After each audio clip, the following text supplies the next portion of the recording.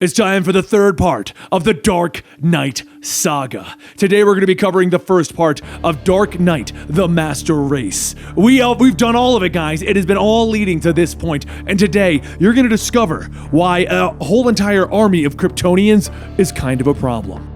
It's been 3 years since the downfall of Lex and Brainiac. 3 years that the world has known peace. 3 years since anyone has seen the Bat. Rumors have been going around that he's still around, just not actually doing anything. And one night, someone wanted to put that to the test, intentionally messing with the GCPD. The man ran while the cops pointed their guns, and then out of nowhere, there's a crash. Batman had returned, and he was fighting against the GCPD. All of the news outlets had their own theories about him, but one question that they all had is, why has he come back? The city's talked, and there was another city that had been fighting its own battles against mystical beasts who had threatened their daily lives. Today it was a raging minotaur, and it rampaged through a small tribe when a woman watched and stalked the beast. Before the minotaur could cause any more damage, Wonder Woman Diana Prince sprang from her hideaway and fought the creature. Just as the beast fell, a faint cry could be heard coming from behind her. She took her newborn son Jonathan and fed him, telling him not to fear. The world is safe once again. Now let them return home. But she also had another child, one named Laura, the half Kryptonian, half Amazon, who still had questions for her father. Since the great battle 3 years ago, Superman retired to his fortress, and he has not been seen since. Laura looks at her father, who allowed himself to be trapped within a shell of ice, asking if there's anything that she can do. The frozen body once again does not respond, but something else does. Little shrieks can be heard, and when Laura looks back, she sees the bottle that houses the broken city of Kandor. On the glass, she can see them spelling out the words, "Help us." Back in Gotham, Commissioner Yindel sits on the GCPD roof, drinking, wondering, why has the Batman come back? Then an officer comes out telling her that they have him right where they want him, and Yindel smiles, stating he shouldn't have come back. Down in the streets, the GCPD chase after Batman, but it doesn't take long for the entire GCPD force to surround him, and the only place that he has to go is up. Batman fires his grappling hook up to escape, but then one of the officers shines a light, and Batman jumps back down. He takes the flashlight, breaking it over the officer's head, and in that brief moment of hesitation, the officers make their move. They all pull out their nightsticks and they begin to hit Batman until finally he stops moving. One of the officers laughs, asking if he's had enough yet, and pulls out his cuffs. But just before they can put them on Batman, Batman answers his question with a straight punch to the face. He gets up swinging, knocking over the officers all around him until the voice calls out to him, Yindel telling him to freeze. But still having enough fight left in him, Batman turns back to hit her. His hits are weak, slow, and tired. And Yindel takes out her cuffs, slapping them on Batman, asking, where is he? Where is Bruce Wayne? And Yindel pulls back the cowl with Carrie Kelly asking her, where's Bruce Wayne? Bruce Wayne is dead. Once the other officers get back up, they take Carrie to the police car, and all Carrie can do is shout, Bruce Wayne is dead! Bruce Wayne is dead! It's been 27 days since Carrie's arrest, and Yindel is no closer to learning why Carrie did what she did. She hasn't spoken a word since the arrest, and the question is why? How did she become so obsessed with a man driven by obsession? After another day of getting no answers as to what happened to Bruce, Yindel gets up, stating that she hopes that she will enjoy her term in Blackgate. But before Yindel steps out, Carrie says something quietly. She says he never recovered. That day 3 years ago, a toad of a man croaked and nearly bested humanity's best. Nearly. But that fight left him broken.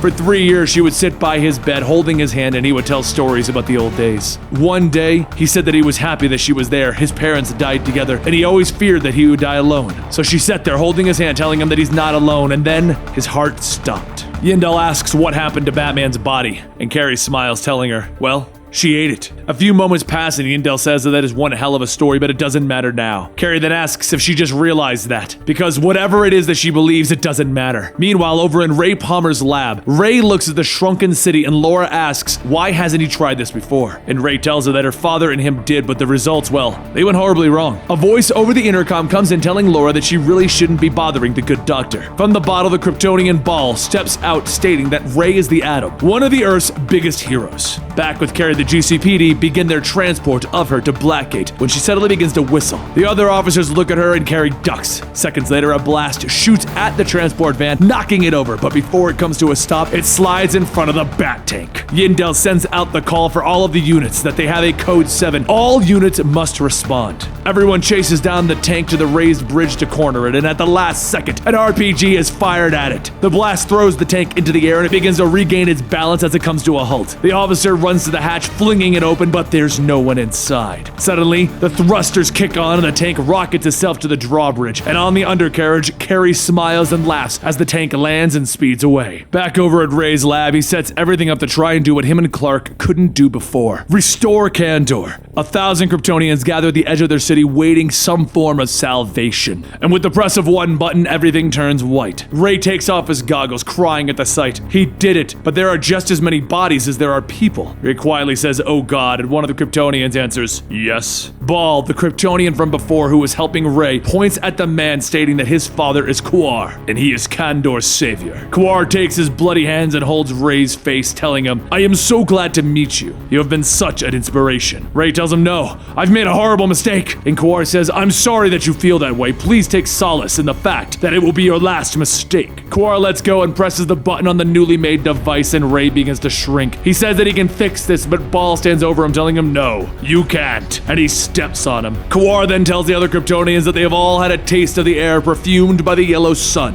and the others called out that their church was mad. They even called him a monster. He has given them a chance to join them, but sadly they refused. Quar holds up Kandor, and using his heat vision, he blasts through, destroying any remnants of the Forgotten City. Back in the Batcave, Carrie begins to walk up to the terminal, and before her is a man on a crutch, and that man is Bruce Wayne. Without a word, Bruce lets Carrie rest. He knows that he can't go out and help her. He would be more of a liability than support, but that is why he let the fire die out. The problem, though, is the fire isn't out. His body is kindling. He knows that she would go out of her way to protect him and not concern herself with the mission, which is why the fire had to go out. And so Bruce lets Carrie rest, quietly telling her that she did good. He walks to the computer thinking that she will be better at this. She is smarter than him. He was all blood trauma, but her, she is all about finesse. She gets off making the enemy miss. Sure, she could take a hit, but that's not her style. She wants them to know that she's faster than them, and that's the scary part. He begins to watch as the Kryptonians begin to assault the Earth, the ones from Kandor now choosing to conquer it, and at the center of it all is Quar.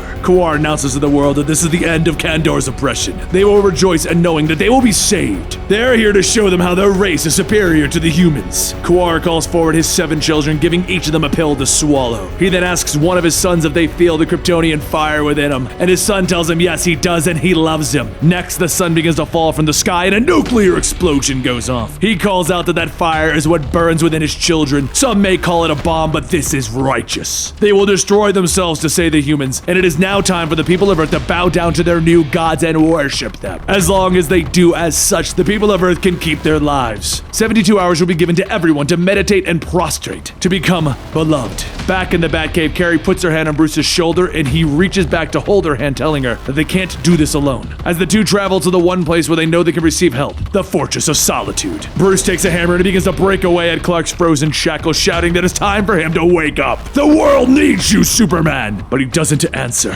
Carrie takes a look and says that they are wasting their time. His people are about to enslave Earth and he won't do anything. They should look elsewhere. However, as she walks away, there's a series of cracks, and Superman stands up, shattering the ice, asking, "What did you say about my people?" Back in the world, Laura watches the destructions that the Kryptonians bring, and Quar tells her that there should never be anything that holds her back from being what she is. She is above human laws, isn't she? At that same moment, Superman watches what's happening to the world and his daughter. He falls to his knees, and all he can feel is rage and anger. 3 days pass, and Quar leads his Kryptonian family into the Pentagon, breaking and stating that he has given them their time. What is their answer? Will they accept them as their new gods? Across the screens at the control panel is an image of Bruce, though, and he tells them one thing: go to hell. Quar asks, "What did you say?" And Superman appears before him, telling him, "You heard him right." Quar looks at Superman, shouting, "I did hear, but I would rather spend 1,000 eternities and 1,000 hells rather than live one more day in my glass cage." Then another voice calls out to Superman, and Laura tells him, "You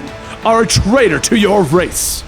There you have it, issues 1 through 3 of Dark Knight Master Race, with Superman coming back into the fold and the Kryptonians trying to conquer the planet. I hope you guys are excited because this one is actually kind of not bad. I enjoyed this one. I know Dark Knight Strikes Again is kind of a bad story, but this is kind of a cool story to follow up on the whole thing. Don't forget to let me know in the comments down below what you think of Dark Knight Master Race. Click right here for the whole Dark Knight saga, and click over here for something recommended by YouTube.